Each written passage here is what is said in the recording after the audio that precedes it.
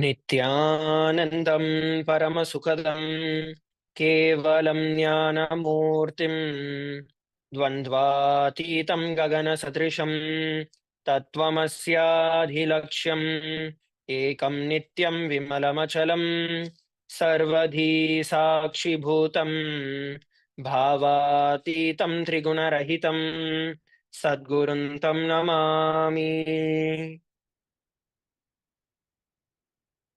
Nithyanam, everybody.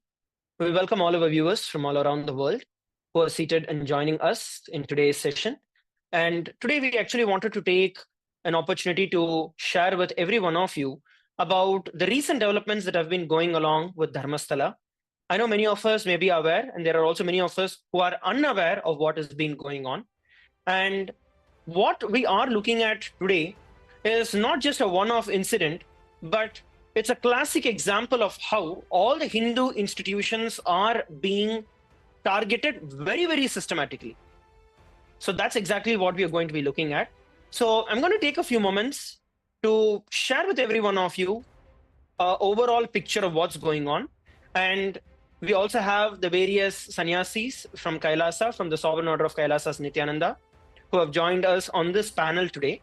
And each and every one of us would be sharing our insights, our inputs about this entire picture, decoding the Dharmasthala conspiracy that has been going on, and how this has been a targeted mission, and it has been systematically done to wipe out Hinduism.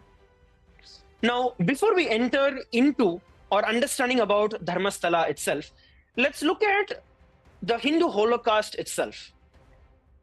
Very few of us from around the world even understand what a Holocaust is. We might have heard about the Jewish Holocaust, but not the Hindu Holocaust.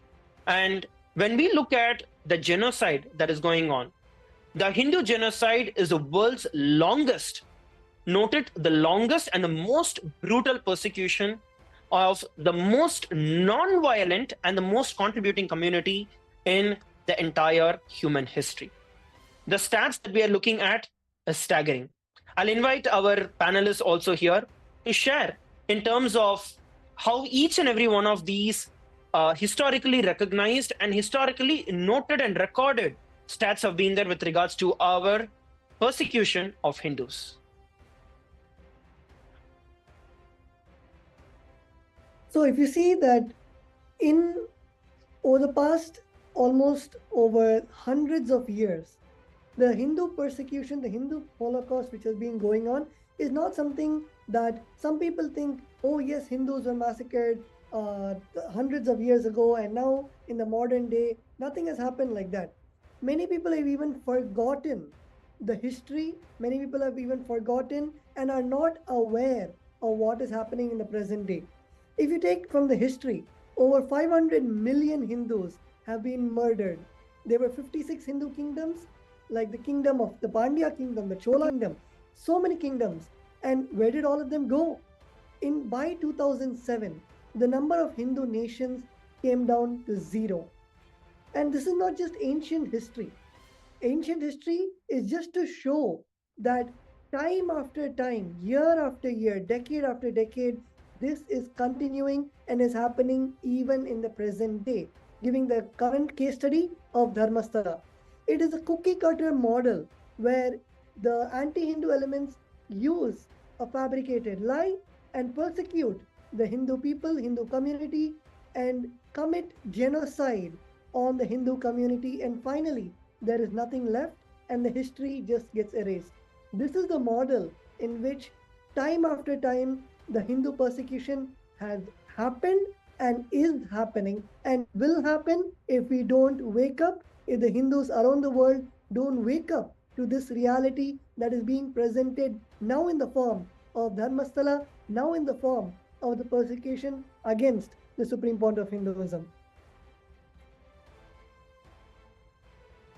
Yes, if we have a look at the evolution itself, the evolution of genocide, the Hindu genocide has morphed over the years from physical massacres to sophisticated character assassinations.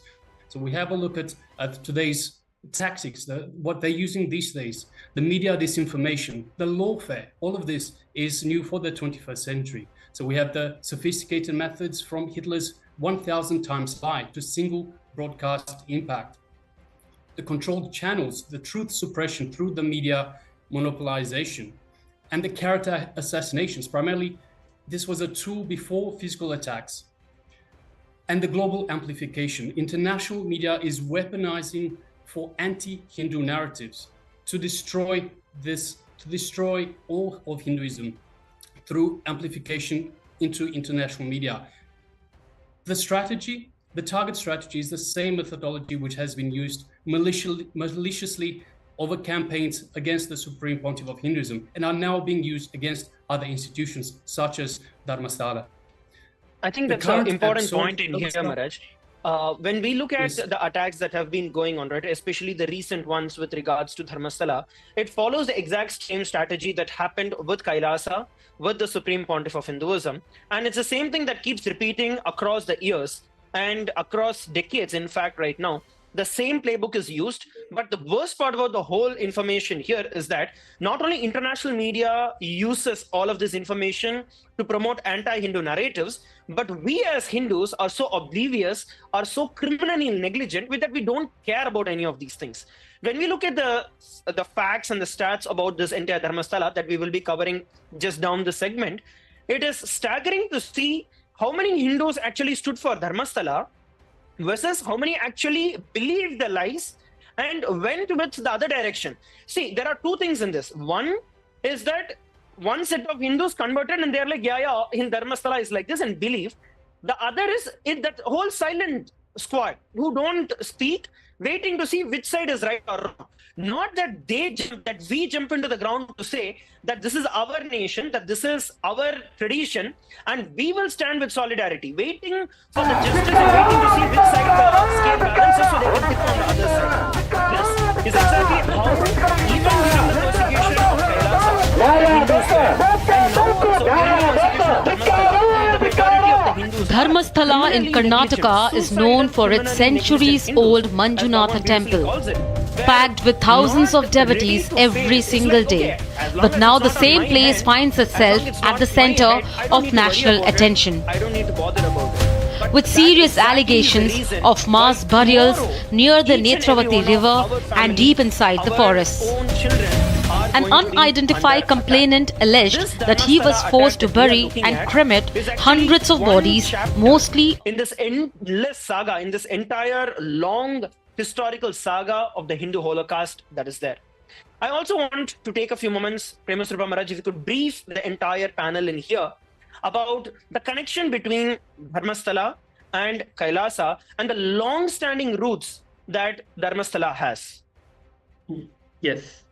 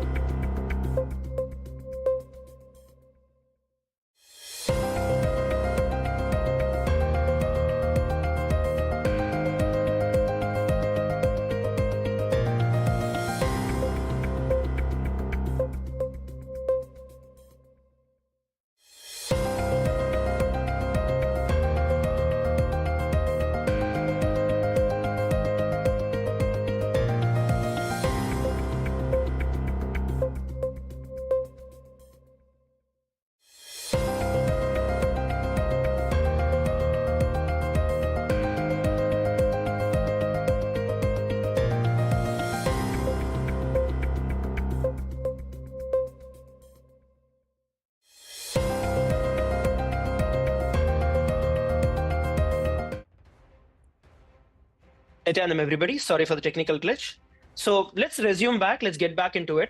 So Paramashivam Maharaj, I'd like to hear from you in terms of how Kailasa has been related to Dharmasthala and how the long-standing relationship between Kailasa and Dharmasthala. First of all, Dharmasthala itself being such an ancient institution, and how Kailasa, and in fact all the other Hindu organizations that are there in Karnataka or all over the world, have taken inspiration from Dharmasthala. If you could go ahead and present the data and stats from there. Yes, thank you, Maharaj.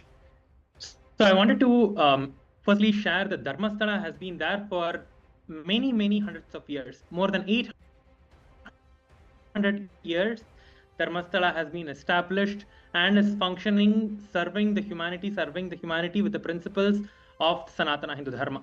And if you see Dharmasthala and Kailasa, we are having the mission and reviving the Sanatana Hindu Dharma, reviving all the ancient temples and offering community services in various places.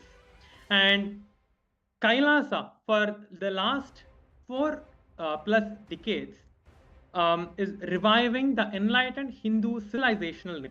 Kailasa has been functioning globally across more than 150 countries, doing various different humanitarian activities, spreading Sanatana Hindu Dharma and reviving the Sanatana Hindu Dharma and the enlightened lifestyle in various different parts of the world.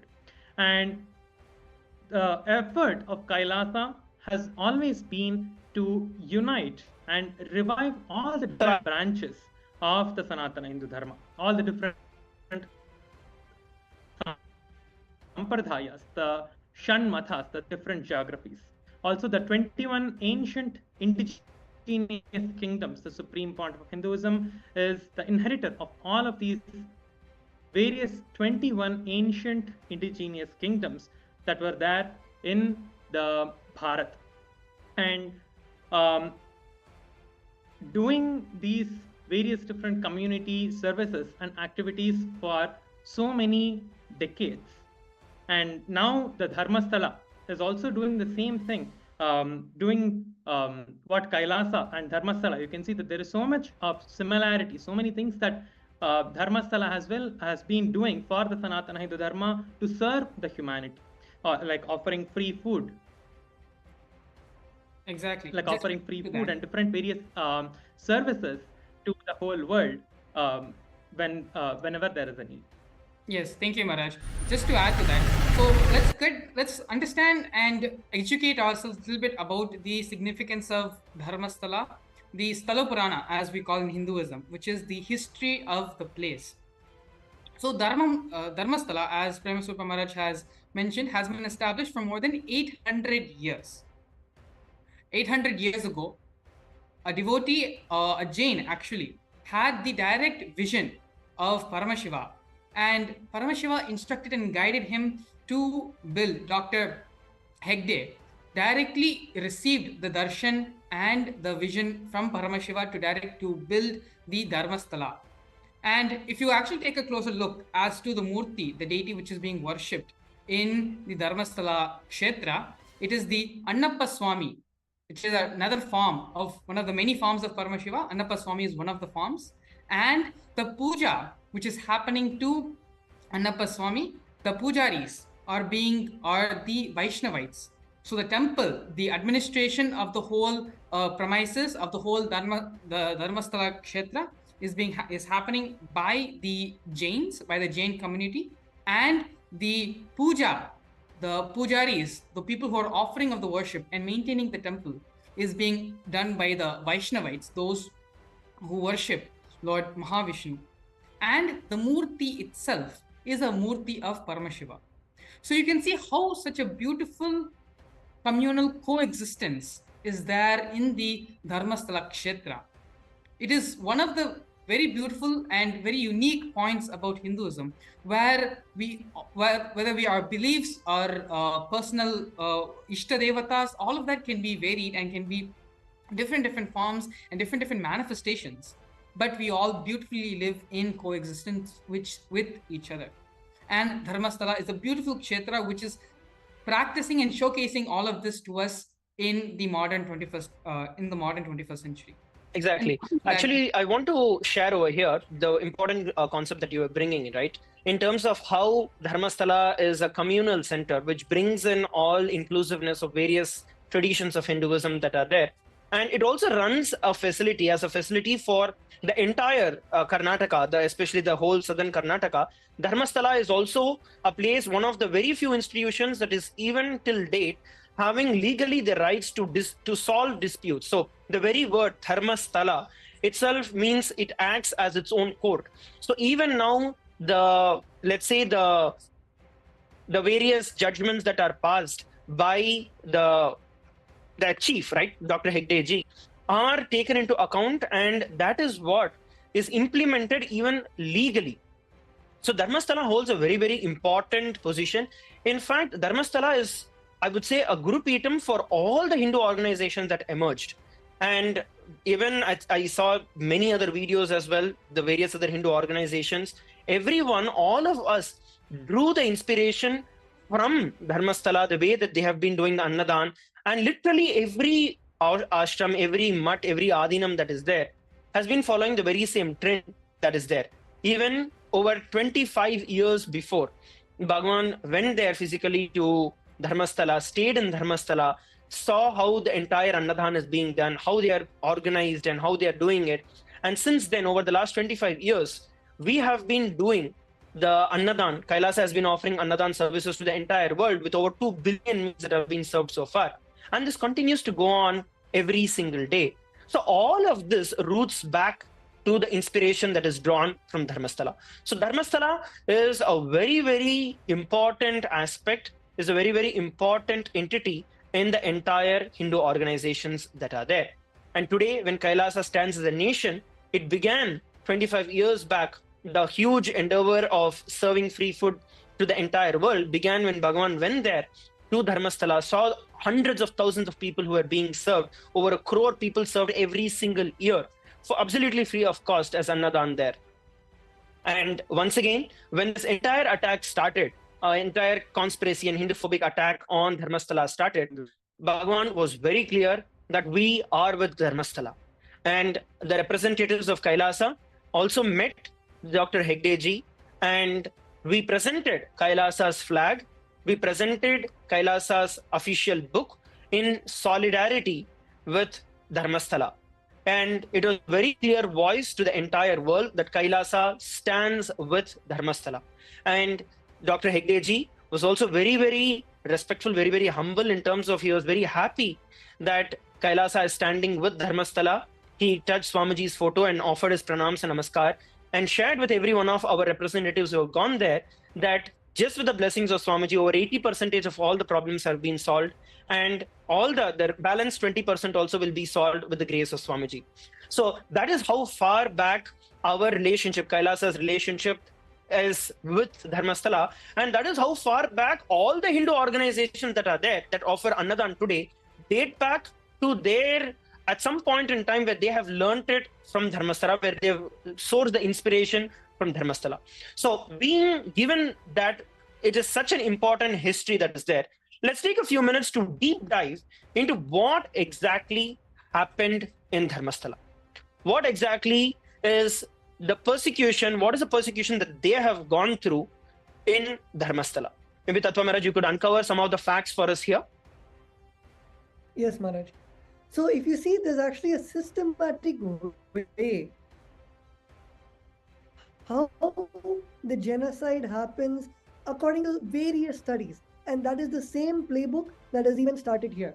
So if you see the whole Dharmasthala incident, it started with the false allegations where some random person made baseless accusations on such a divine institution like Dharmasthala. He or she just goes and makes a false claim. This is the first step where, without any evidence, without any facts to back your complaint, just when you want to target someone, you start putting false allegations and you start slowly pushing the narrative that, okay, there is something bad that happened here. And second, of course, after that, you start getting masked individuals or anonymous individuals or literally putting in newspapers, calling out people to come and start trying to gather evidence, start trying to fabricate evidence. And getting people with no credibility. The third step is the media. Of course, the trial, before even the law enforcement agencies can take the matters into their hands, the media decides that they are higher than the law enforcement, and they start doing their own judgments. They start doing the character assassination, they start doing defamation on the whole organization, on the person to whom they're trying to destroy, they're trying to eradicate. This happens by the media. And also after that, the resource drain happens because of all of this attack happening on that organization. Instead of focusing their efforts on doing more Annadan, on doing more free service, they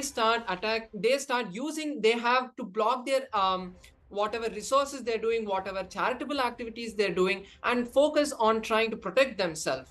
And after that, there is the criminal negligence of each and every Hindu. Because as we see, there are so many Hindus who, yes, some of them, they stood with Dharmasthala, but on the other side, many of them have also gone along with the media, gone along with the false narrative, and have decided, yes, that Dharmasthala is guilty of the entire accusations and claims. And some of the criminally negligent Hindus just stood in the center, silently standing and watching the entire thing unfold as they were waiting which side would the balance tip. If the balance tip on the positive side, they would say, yes, Dharmasthala is great. And if it tipped on the negative side, they would go along with that and also say that Dharmasthala was guilty. So that is one of the main reasons why these attacks happen continuously again and again on all of our Hindu organizations and on all of the leaders like the Supreme Pontiff of Hinduism who stand up to revive Hinduism. And next, there is an investigation failure where the alien tries to just place a skeleton, and none of us can believe, even if you look at common sense at that entire situation, a skeleton cannot climb out of the ground and come and just say that, yes, I was buried over here. So all of these kind of failure and in the investigation also is a direct way that they show that the Hindu organizations, they attack the Hindu organizations. And after that, after the entire thing is damaged, after the Dharmasthala has gone through almost 3 months of this kind of persecution, and even if you look at the SPH's life and the entire organization of Kailasa, we can see for more than 15 years now, the Kailasa has been attacked so much. The nation of Kailasa has been attacked, and the so much of defamation, so much of character assassination and claims have been done. And now say in the future, if Kailasa is victorious in some other courts, like already in the US, Kailasa has been declared as innocent, and all of the people who put the false claim have been charged $500,000. So already exactly. I think Paramashivam Maharaj, here one thing that we all need to kind of I would like to top it up to the viewers is that what we are looking at here is not like a one-off situation, but it's an entire narrative, a systematic way this entire persecution is rolling out to be. As Paramashivam Maharaj was sharing many stats and many information, I'd like to once again just recap on this pattern that is there, like the overarching mechanism that is there. And it's more like in 8 different stages which are there, starting with false allegations, baseless allegations. Then there is anonymous, masked, solicited witnesses which are there. And before the lawfare begins, the trial by the media starts, character assassination campaigns, and with absolutely no journalistic ethics or integrity. That goes into the third. Then followed by the lawfare, where literally there is absolutely disproportionate amount of unlawful state action that is there based on absolutely unverified complaints. So the lawfare happens, due to which a lot of resource drain happens. So much of funds are spent into the investigations. In fact, just in Dharmasthala, There are so many evidences that speak about there was up to 1 crore of Indian rupees that was spent on this baseless allegation that was provided. And all of that is state funds. When we draw comparisons on the SPH, over 3 crore rupees was spent on the illegal arrest of the SPH that even the High Court condemned after it. We'll look at the details further down. So the resources drained, and all the services that was offered by the organizations, by the Hindu communities completely get stopped. And all of this empowers the Hindus more and more to become more and more criminally negligent because they don't care about any of this. Everyone just stays as silent spectators, abetting the crime. And then the investigation failure. Finally, the evidence falls flat. There's absolutely no credible findings. And then media fiasco. The amount of negative information that was published and the amount of negative narrative that was spread completely is disproportionate. In fact, it is completely ignored. Any exoneration or any facts in favor is completely ignored. And that's it. Permanent damage has been caused. We have seen this as a classical playbook that has been going on throughout decades of years. Let's now unravel some of the case specifics. Mangala Maharaj, can you go ahead and share more case specifics about Dharmasthala itself? Yes, Maharaj. So to begin with, the person who kind of started off the whole thing in terms of bringing the matters to the police and to the rest of the world is by the primary complainant who goes by the name C.N. Chinnaya. So as you may have already seen on social media and elsewhere, this was a masked witness. This is the masked witness who first came to the police station, and after later investigation, we also found out that the police also found out that he has a criminal background. Now, apart from that, during the investigation, when they are trying to find the so-called buried bodies, as they so-called claim to be, we find that he plants false evidence during the investigation. The skull, which was brought by the complainant to the police station, was identified to be that of a male who decreased more than 30 years ago, and that has absolutely no connection with the false complaint, that has absolutely no connection with all the rumors and the so-called allegations which has been going on for the last couple of months. It has absolutely no connection with what they claim to be as the crimes or whatever they're claiming that Dharmasthala must have done. And so you can see here how there is no logic, there's no coherence, it's absolute falseness, for a lack of a better word, to see the kind of lawfare and the kind of persecution which is happening.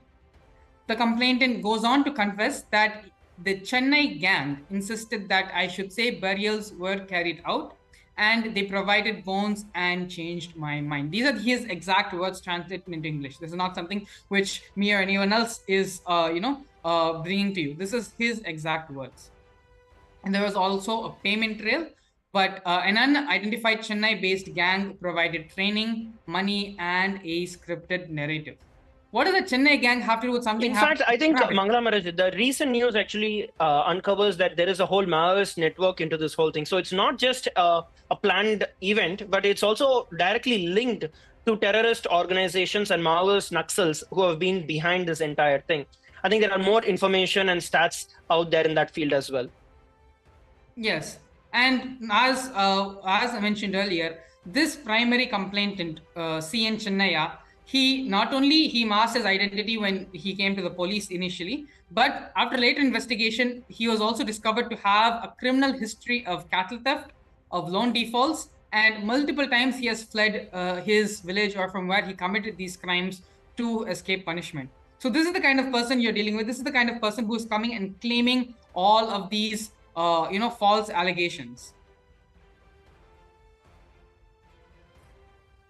Yes, Maharaj. Also, I'd like to add, so in terms of these conspirators, C.N. Chinnaya, so yes, he came from this village. Actually, it is interesting to see, speaking to people around from where he comes from.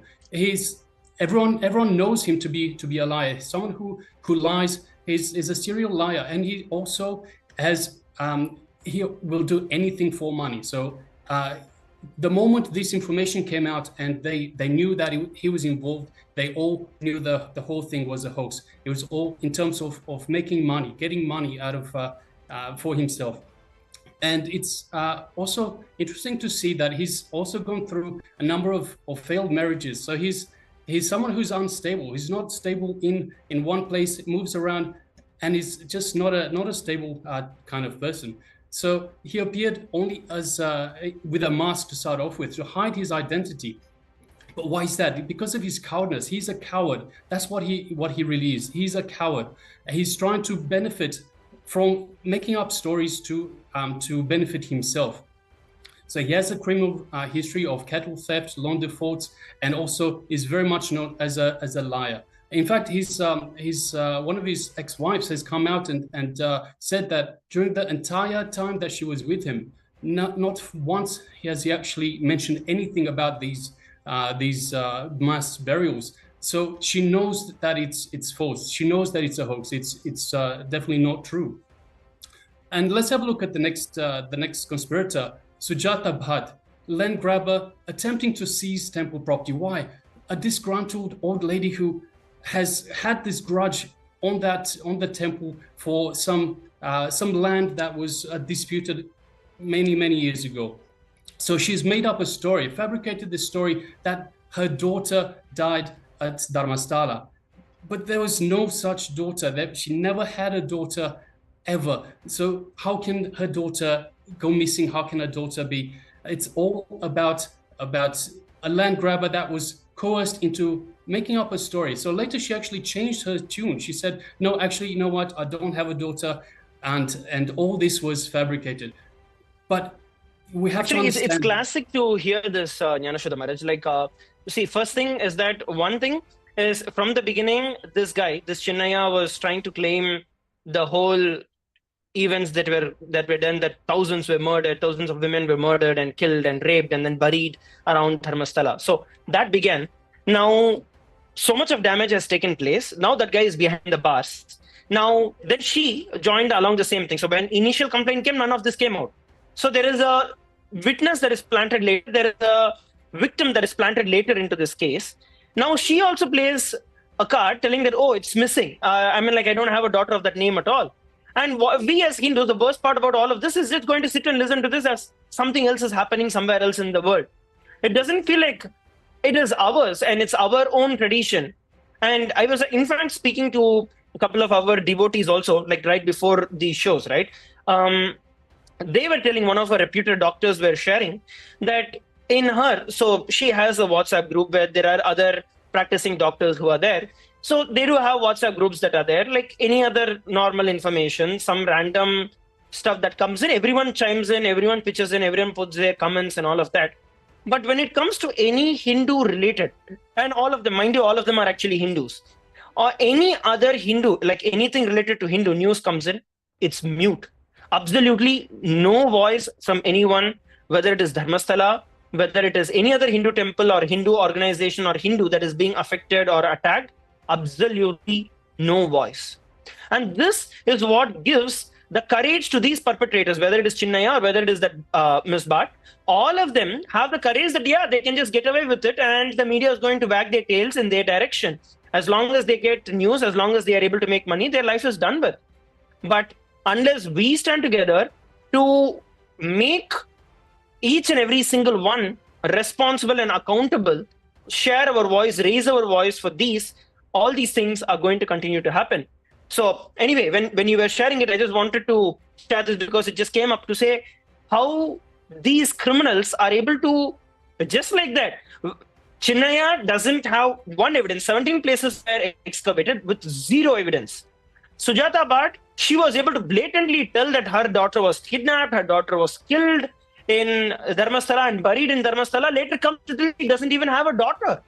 So how horrendous can the U-turns get? Somebody who doesn't even have a daughter is able to frame that their daughter was kidnapped, killed, and XYZ, and we are all sitting quietly. So the reality is so stark that Hindus as us, we don't bother about anything. So I just thought I would add in there when you were sharing it. You can go forward, Maharaj. Yes, thank you, Raj. Yes, absolutely. It's astounding. So for myself, someone who's coming from the outside into Hinduism, I am astounded by the deafening quietness, if I can call it that. It is just so amazing. How can you not speak up for Hinduism? How can you turn onto your own? And this is one thing that is very hard for me to understand. Everyone keeps silence. As soon as something related to Hinduism comes, all these people, all these so-called Hindus born into Hinduism, not practicing, negligent Hindus, so criminally negligent, as Swamiji put it so beautifully. It's just absolutely not a single care. Somebody else will take care of it. Somebody else will do something for Dharma, but not actually stand up for it themselves. Yes, Maharaj. And actually, like you're saying, criminal negligence, it's not that, okay, they don't know the news, so they're just keeping quiet. They know the news and they're still standing at the center. They are not leaning towards supporting because so they themselves are actually worse than the anti-Hindu elements because they are not even integrated to their own integrity.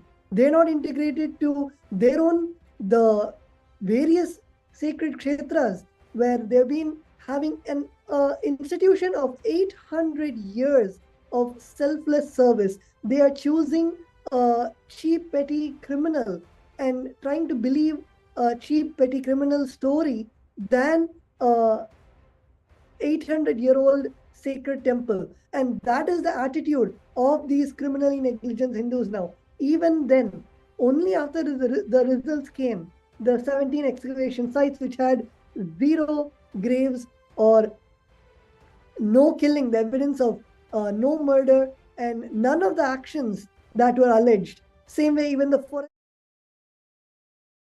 and the legal action. Only when all of this, they start, even then, they do not speak out in favor of Dharmasthala. They just go read the newspaper and they're like, oh, okay, looks like there's nothing happening. But they don't even know the years, the millions of dollars of worth of the revenue which has been stopped, which has been killed by the anti-Hindu elements. The people, the way the people look at the Dharmasthala temple or the priests or the families, everything is affected, but the criminally negligent Hindus do not care. And that is the biggest problem that we have today. Yes, Maharaj. So adding to what you were just sharing, it is like this: when you say it is a mad dog, and you kill it after that, then everyone believes and thanks you for it. The same thing the media continuously has been doing for so many years and did the exact same thing even for the Supreme Pontiff of Hinduism and Kailasa and so many other Hindu gurus who are standing up for the Sanatana Hindu Dharma. And when these media gang who don't have any connection to or know or care about what is happening here, not once they would have spread anything that Dharmasthala is doing something good or Dharmasthala is doing something for people. Not once they would have spread. But the moment the news of some false allegations like this come, they just get so attracted to it and immediately start going all about it. And even once the truth is come out, they keep quiet. They don't do anything after that. They just disregard any of the truth and don't tell the truth because then they will be exposed. And just to name a few of these media, I just wanted to tell a few of the media who came out and spread all of these false information. The News Minute, which is run by Dhanya Rajendran, and proactively spreading all of this false information. NDTV, Aaj Tak, News 18, TV9, none of them have ever done anything good. None of them have, they have always attracted to these kind of information.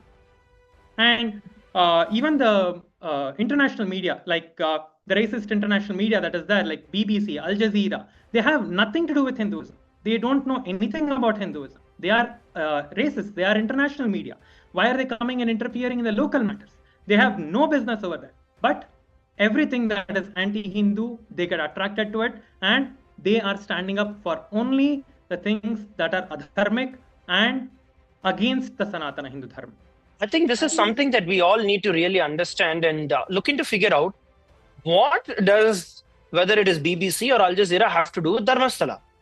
And if it is able to reach, if something is able to reach all the way internationally and get coordinated and have an attack, then surely it is not something where just one masked man comes and claims something there in the police station. It's not that. It is something much larger, much bigger, and much higher in coordination. So all of these things are being clearly, systematically targeted, systematically programmed, and is being executed with surgical precision, whether it is in terms of the investigation team, whether it is in terms of the excavation, even the excavation, right? The places where the excavation was done, even around Dharmasthala, where some of the spaces were where the deity was directly. So excavation was done right there, hurting the religious sentiments of crores of Hindus, of hundreds of millions of Hindus. But all of these are being encompassed. We cannot just brush it away telling that, okay, it is one false case, if one false thing. No, it is a systematic, coordinated attack. And in fact, along these lines, we can draw a lot of similarities. And we can see how this attack has been continuing all the way from Kailasa. When Kailasa and when the Supreme Pontiff of Hinduism went through the entire persecution over a decade back, and how that has been continuing even till date. Let's just look at a couple of different parallels. Maybe I will share a couple and then we can have our other panelists share their opinions also. Even the basic thing, right? On June 22nd, that's when this whole thing starts, right? The lawyers, they release a letter hinting at witness murders and cover-ups. So this happens in June 22nd, the lawyers of the perpetrator. Then on July 3rd, which is about a month later, this guy, the CN Chinnaya, so he comes forward telling that he is a witness. He masks himself, he comes and then he claims that hundreds of bodies have been buried and thousands have been assaulted and raped around the entire Dharmasthala, and they've been buried there. Immediately on July 4th, the police registers an FIR based on the false allegation. Among the reason that they cite is that there was so-called public pressure, when there was absolutely no public pressure. July 10th, this guy, Chennaya, he actually gets a police protection under the witness protection scheme. And by July 11th, he submits the alleged remains as evidence. Now, if you see this whole script, right, there's no victim which is coming through, and the cover-up happens instantly. The police supports their cover-up instantly. Let's just rewind a little back on the attack with Bhagavan on the Supreme Pontiff of Hinduism. It was a third-party complaint. There was no witness, there was no victim, and there was no evidence. Please understand, no witness, no victim, and no evidence. Lenin Karuppan, who was one of the criminal conspirators, the criminal mastermind behind this big deepfake video that was done, right? So he had himself a whole profile of committing sexual abuses and theft and running away from his hometown that was there, similar to the profile of Chinnaya. And same way, let's take the land grabbers. The same land grabbers, they attempted land grabbing at multiple locations, whether it was in Chennai by the DMK group or the Sun TV group that was there, and how they had attacked and they had worked against Kailasa at that point in time. And the land grabbing attacks in Chennai and Hyderabad, in Madurai, in various places around the world. Compare it again here with Sujata Bhatt, who is the land grabber with this entire fabricated daughter story, trying to grab Dharmasthala's land. So like these, there are a lot of coincidences, if not a coincidence, there's a lot of similarities between how this has been repeating, this whole playbook has been repeating again and again. And not to mention the entire trial by the media, character assassination.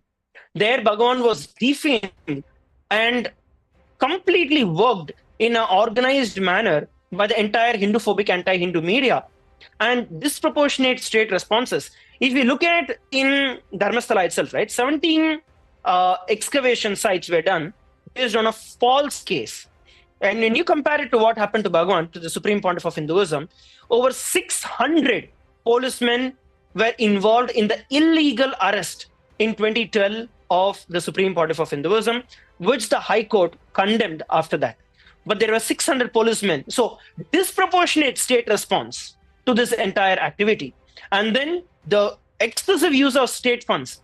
Here there was about 1 crore that was spent, and over 30 crores that were spent in the illegal detainment and arrest of the Supreme Pontiff of Hinduism in 2012 alone. All of this speaks something larger, something more deeper than just a one-off attack. And that is what I thought I wanted to share with every one of you here. Let's hear from a couple of more of our panelists here in terms of how we are able to compare what has been going on with Kailasa and how Dharmasthala, attack on Dharmasthala, is a continuation of the attack on Kailasa. It is not a different one. It is a continuation. Maybe Paramashivam Maharaj, if you could share a little more light into this. Yes. So as we can see, how the systematic way, how first the lie is planted, then after that the entire state and the authorities take over and they go all out, spending excessive amount of fund and unnecessary amount of resources on a false, on a baseless case. And then after that, they go on, the media goes on, the media trial and declares the person guilty. And after everything is done, the false victims come out and say everything was a lie and nothing happened actually. So if we can see here that when you call a dog a mad dog and then kill it, people will only thank you after that. That is a term that is used for this exact playbook. And the pattern we can see happens again and again to each and every single Hindu master. There is zero evidence when the entire case started. And whatever, even if the case should have started, with common sense, if you look, only after a detailed investigation on the evidence that was provided, only after that, such a large scale activity should have happened. But without any of that, they directly go just to make the scene happen and to make an entire defamation campaign happen. That is the exact reason why this entire thing happens. Exactly, Maharaj. So when we see, even with the Supreme Pontiff of Hinduism, this was the same thing that repeated. If you go back in time to, let's say, 2006, which is 6 years into the mission, just 6 years, when the Supreme Pontiff of Hinduism, literally only at that time, all the sapling of the Kailasa nation was slowly growing, and we had already, within 6 years, we had hundreds of temples across the globe and millions of people flocking to come and meet with the Supreme Pontiff of Hinduism to receive his darshan. Almost 10 million people just in one Ratha Yatra that the Supreme Pontiff of Hinduism conducted were reached, and over 600,000 people were brought back to Hinduism, reclaiming their glory that they recognized in them being a Hindu. And just in one discourse, the Supreme Pontiff of Hinduism had literally had an audience of 700,000 people. And like this, there were hundreds of satsangs, hundreds of discourses in various cities around the world, where the Supreme Pontiff of Hinduism would just come and people would flock to come and receive his blessings and to hear his sacred words. And this was the anti-Hindu elements. All of them were not able to digest someone literally being a magnet, a spiritual magnet, and the reviver of Hinduism existing. And that is the moment they decided that they needed to eradicate the Supreme Pontiff of Hinduism and destroy Kailasa. And they started the playbook. They started the same playbook that you're seeing today with Dharmasthala. That is the same playbook that they started, where they brought in the false evidences, they brought in, they did a complaint without a witness, and the rest of the playbook. And this is what is repeating time after again. Continuously, the anti-Hindu elements keep doing this, and the Hindus are completely criminally negligent, and that is why it still repeats.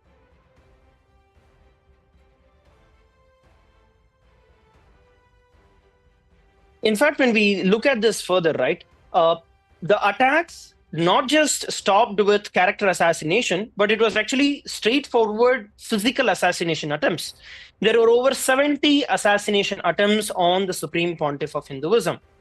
Now, there is actually a whole map, quite literally a whole map, about how the Supreme Pontiff of Hinduism was chased over 3,000 kilometers, starting all the way from Tamil Nadu all the way till Uttarakhand. Over 50-day chase of the Supreme Pontiff of Hinduism to target him, to attack him, to assassinate him. This was back in March 2010, between March 2nd and April 21st. So this whole period, over 40 plus cities, there were simultaneous monastery attacks that were there. And the most speculating part about this is that every single place had the reporters on the spot before the attack happened. So it was a very well coordinated, a very well planned attack. Some major examples I can share here, for example, in Tiruvannamalai, right, which is the birthplace of the Supreme Pontiff of Hinduism, the Kshetra where the Supreme Pontiff of Hinduism was born. That place was attacked. Over 2 million Hindus were affected. Over 2 million devotees were affected. Let's take Salem, Bidadi. It is so clear to see that all of them were already there, prepared with media, with live. They were covering live. When the ashrams were getting burned, the TV channels, which today are voicing against Dharmasthala, even at that time voiced against Kailasa, showed live as our Kailasa was burning, as the sannyasis were getting burned, as the house where the Supreme Pontiff of Hinduism was being burnt. They streamed it all live. And all of this was very, very coordinated. When we look at the other side, right, the victories that Kailasa has had, the US court has given multiple. First of all, US court has dismissed all the cases against the Supreme Pontiff of Hinduism in favor of the Supreme Pontiff of Hinduism, imposing over $500,000 fine against the perpetrators, Aarti Rao, and also against the child molester Vinay Bharadwaj. And same way, even within the Indian court, even within the Indian judiciary, the Supreme Court has issued a clear order that the evidence that was in favor of the Supreme Pontiff of Hinduism was suppressed, and it was of sterling quality. Same way, even the High Court had directed very clearly that they need to include all of these evidences that are there, which are in favor of the Supreme Pontiff of Hinduism. Furthermore, the allegation about the Supreme Pontiff of Hinduism kidnapping children and all of that, there was such a hype that was created by this anti-Hindu, Hinduphobic media, just like how here, these terrorist YouTube channels and terrorist media houses try to create narratives and spin. In fact, they used AI to generate AI-generated visuals and used it, build a narrative against Dharmasthala. That is the same thing happened at that time also. But after the vindication of the Supreme Pontiff of Hinduism came, right, where the Supreme Pontiff of Hinduism was proved innocent, absolutely no one carries that information. It is just chucked under the carpet. There is no information. Let's go a little bit more deeper into the facts as to what actually happened in the case of the persecution of Kailasa and the persecution which happened on the Supreme Pontiff of Hinduism. That will help in understanding the parallels which are going on of how this is a repetitive incident which is happening. So in terms of the deepfake video, which was what was being broadcasted by Sun TV and all of these media houses, which is now doing the same thing for Dharmasthala, the Sun TV COO himself admitted to telecasting the morphed video on national television. So everything is done. And then, like how now this Chinnaya is coming and confessing, at that time, the Sun TV CEO, he came in, he confessed on national television. And are you seeing what is going on? It's just history repeating itself again and again, time and again. But still, we choose not to see it. We choose to ignore it. We choose, like how Maharaj shared earlier, we criminally negligent Hindus choose to show a blind eye and choose to ignore it completely. Same way, and we also have, and not only that, the Sun TV CEO, Hansraj Saxena, has given a US court sworn affidavit So under oath, he has given a sworn affidavit to the US saying that he did manipulate the video. And we have multiple forensic experts who have been in this field of forensic investigation. Three forensic experts by various agencies have all clearly stated that the video was completely manipulated, it was completely morphed, and it was composited and changed on multiple different levels. Not only that, multiple times the chain of custody was broken during the investigation, which also leads to further conclude that there was so much of tampering, there was so much of criminal negligence and so much of criminality going on in the investigation itself. Yes, Maharaj. And now if we see the current state of the attack on the Supreme Pontiff of Hinduism, the United States justice system has dismissed this false accusation on the Supreme Pontiff of Hinduism, and with multi-million-dollar penalties to the false perpetrators and false conspirators. And there are financial penalties where the US court system has issued $500,000 against the false accuser, and there have been bench warrants issued against the false perpetrator, and all those who are related and who co-conspired, all of them have been deported, put behind bars, and all of them have received the justice that they deserve. And in the same case, all of these, the hype that was created by the media before on the various allegations, all of this was kept silent. Even recently, last year in 2024, there was a false accusation that there were kidnapping of female bodies in the various Yogini Sarvingya Peetha, and the Gujarat High Court, Honorable High Court of Gujarat in India, had dismissed that and exonerated the Supreme Pontiff of Hinduism. And while in 2019, when these anti-Hindu racist media were trying to make that as such a big news and putting that all over the news, in 2024, when finally justice was received by the Honorable Court in Gujarat in India, not even one media, not even one of these racist Hinduphobic media houses in India even spoke up. And this is because of us criminally negligent Hindus not bringing to light the lawfare, the media lawfare that has been going on, that repeats again and again. Even now, in the Dharmasthala issue, when the Dharmasthala issue was brought up, there were millions of media flaring up and accusing the sacred Dharmasthala Kshetra. But now, when justice is served, we don't even see a 1% of that media exposure. And this is the blatant contrast in which why and how these anti-Hindu media and anti-Hindu, Hinduphobic racists operate, and how time and again giving Dharmasthala as an example, giving the direct life of the Supreme Pontiff of Hinduism as an example, how these anti-Hindu media are attacking and trying to eradicate Hinduism from the face of the planet.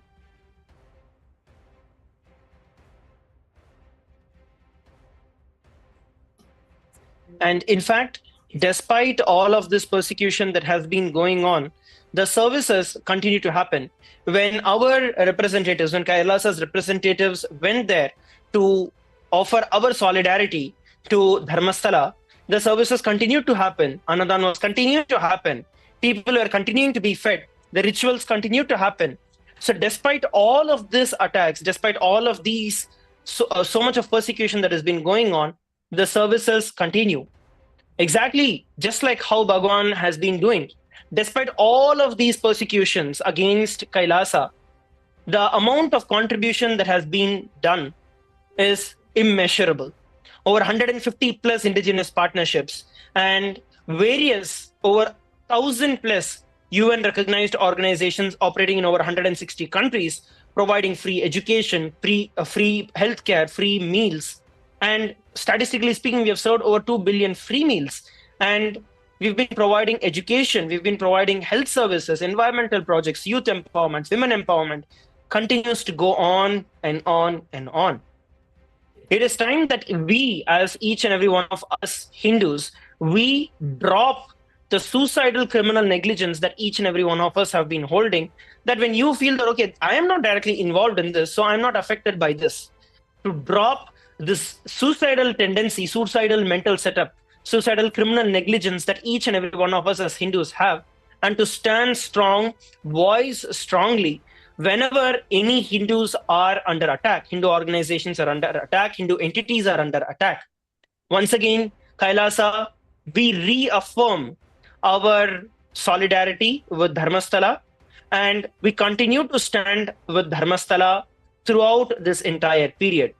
Already, the cases have turned. Already, the things have all moved in a very positive way for Dharmasthala, and the expected outcomes are going to be very soon, where Dharmasthala will return victorious. And let us all as Hindus take this as the opportunity to never again repeat the criminal negligence each and every one of us have. Share this and spread this with as many Hindus as you have, your friends, your family, with every person that you know, so that you actively participate in protecting Hinduism. So there's no status quo, and there's either you protect or you join the perpetrators. So stop being a spineless Hindu, stop being a criminally negligent Hindu, and become an active Hindu that stands and fights for the rights of Hindus. So Actually, saying that, Manoj, just before we conclude, the Supreme Pontiff of Hinduism is giving each and every one of us an amazing way to learn how to stand up. Yes, many of us could say that, oh, I don't know how to stand up. But Supreme Pontiff of Hinduism is giving each and every one of us an opportunity and all the training that we need to stand up. That is the beautiful opportunity for all of us to learn to stand up in the Paramashivam program, where for a 30-day period, the Supreme Pontiff of Hinduism gives us the detailed training on step-by-step. How do we talk about Hinduism? How do we promote Hinduism? How do we stand up for Hinduism? He gives us the detailed understanding, step-by-step training that you can take completely for free. It is just a 30-day course that you need to spend that time. If you are interested in not being criminally negligent anymore, this is the opportunity that you have been given.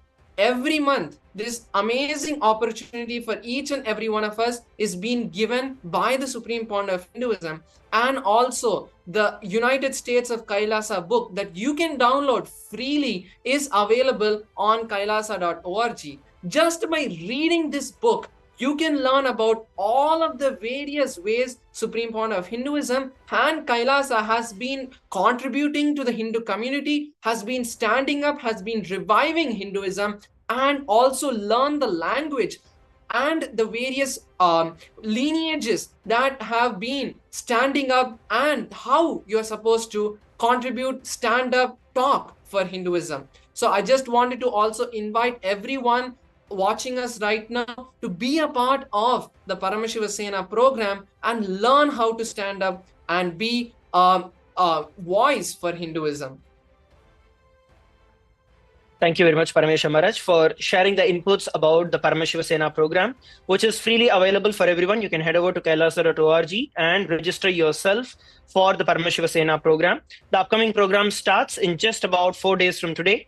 At the beginning of every month, a new season of the Paramashivam program happens, absolutely free of cost. Your food, your services, everything is provided free of cost. You just need to show up, be there, go through it, and decide to become a warrior for Paramashiva. Decide to become a warrior for Hinduism. It's not that we're going to pick up weapons, but standing strong to protect Hinduism. So having said that, I'd like to take this opportunity to offer my gratitude and all of our gratitude to Swamiji, the Supreme Pontiff of Hinduism, Bhagavan Shri Nithyananda Paramashivam, for giving every one of us the strength, the courage, and the power to stand for Hinduism, to not be a criminally negligent Hindu, and to voice for what is right. So with that, we would like to offer our gratitude and end this session with the Purna Mantra. Om Purnamadah Purnamidam Purnat Purnamudachyate Purnasya Purnamadaya Purnamevavashishyate Om Shanti Shanti Shanti. Hari Om Tat Sat.